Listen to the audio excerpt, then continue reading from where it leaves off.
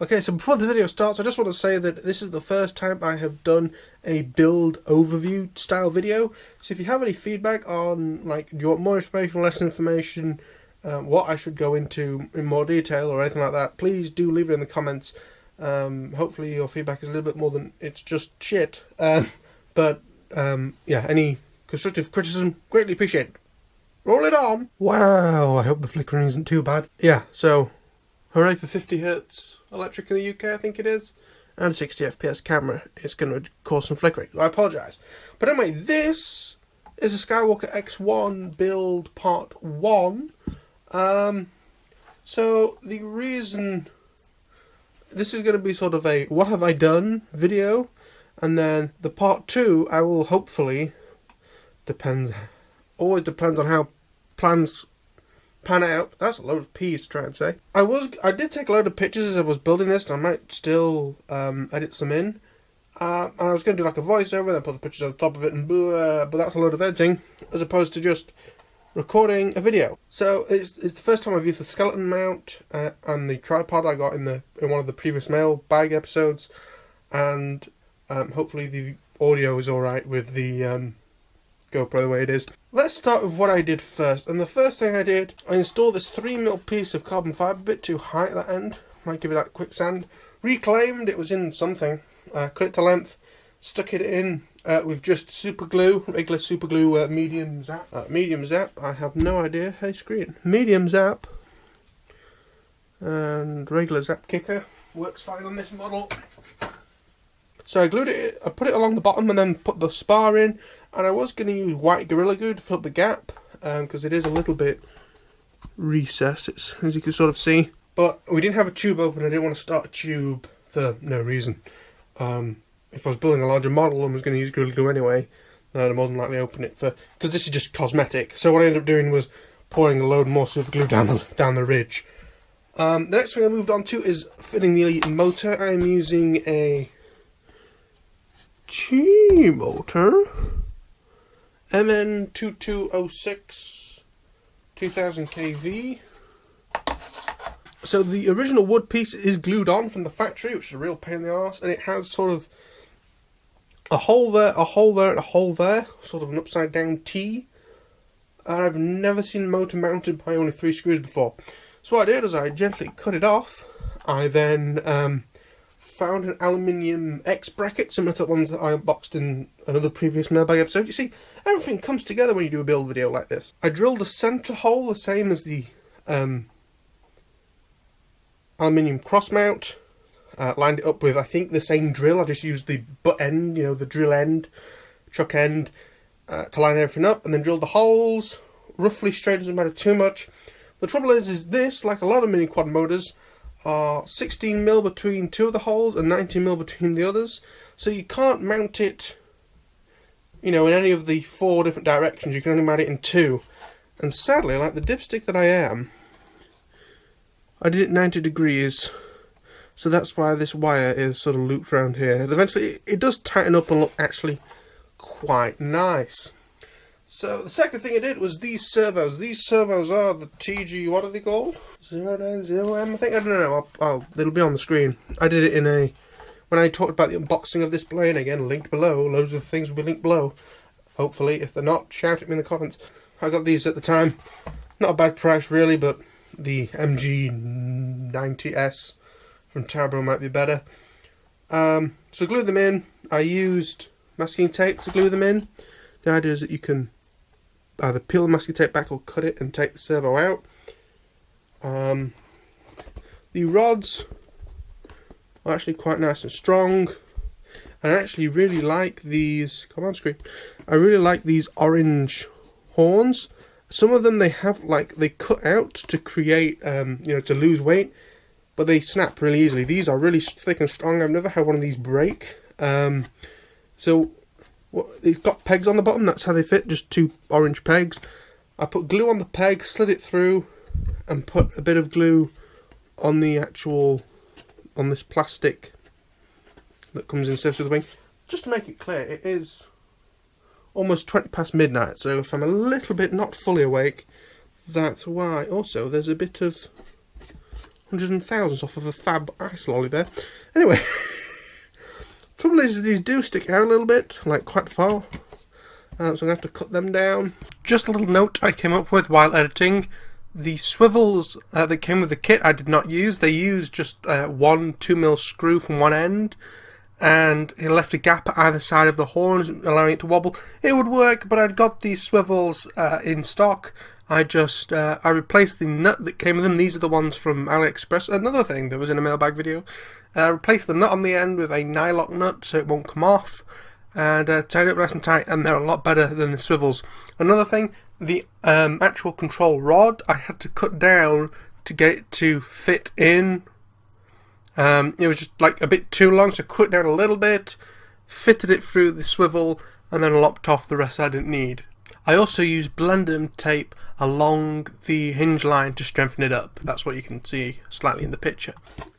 And same on the other wing, of course, exactly the same. They do come pre-cut on the top.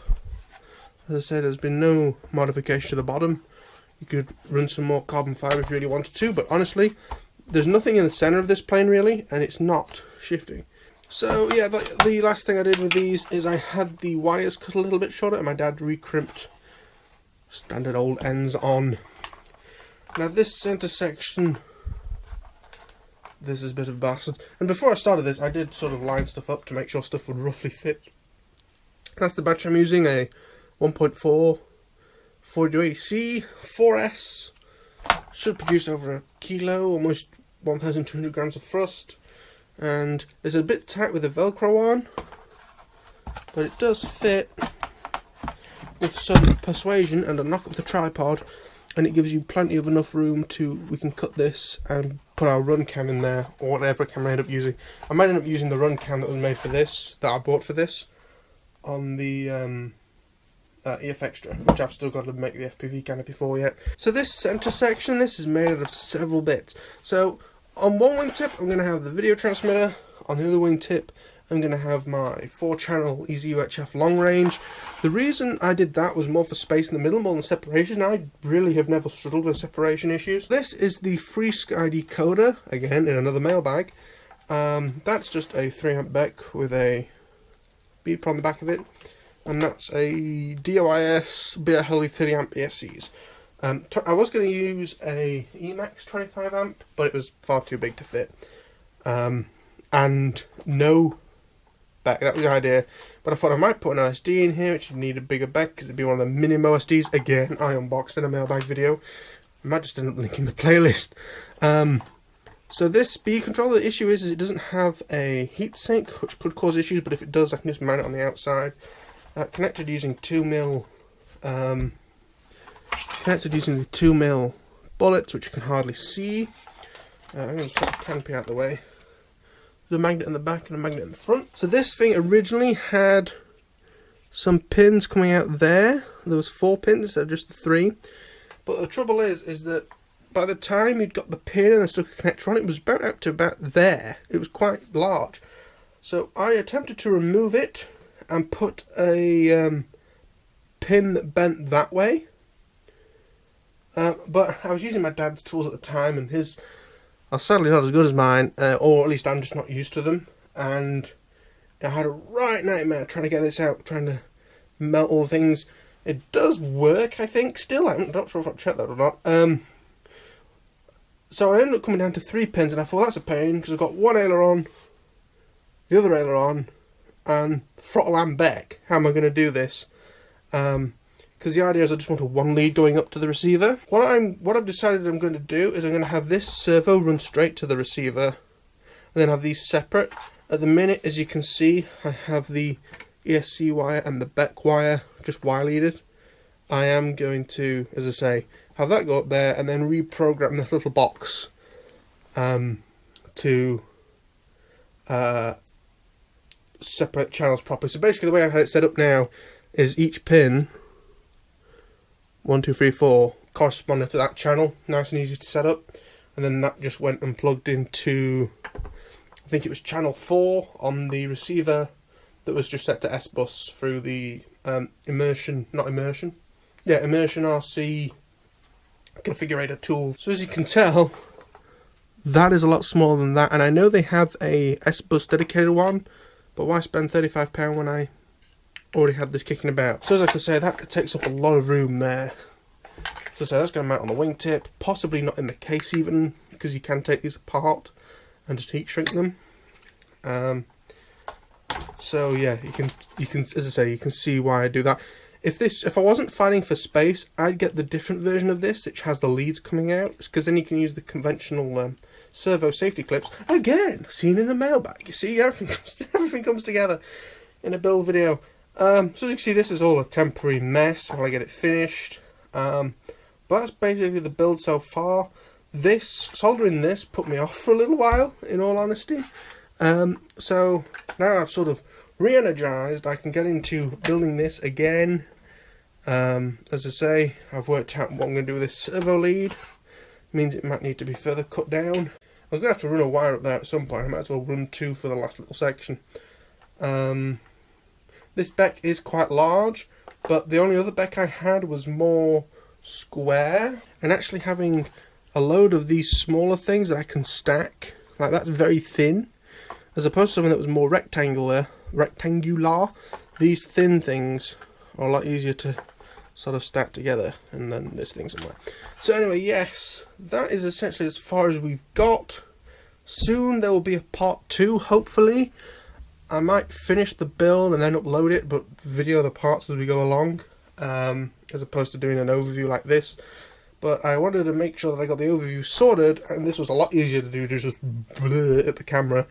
So if you enjoyed, please click the like button. It helps me a lot. If you're new, subscribe, and leave a comment with feedbacks on the setup, comments you have about it, and also let me know what you think of this GoPro setup. If it's fine, I've got it on the narrow band 1080p 60 narrow lens. As I say, the only real issue is there is a bit of because it's glass tube light, so at 60p, at 60 frames per second, it flashes a bit because I'm pretty sure the UK is 50. So yeah, thank you for watching this. I've already said all the spiel, so bye bye, thanks for watching.